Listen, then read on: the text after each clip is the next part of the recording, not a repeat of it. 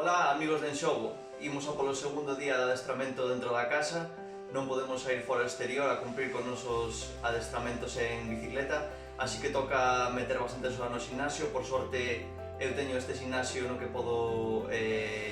manterme bastante ben, entrenamentos de forza, bastante rodillo na bicicleta, inda que non podemos cumprir con todos os entrenamentos de fondo. A nosa preparación de momento está un pouco pausada, todas as probas foron canceladas polo momento, parece ser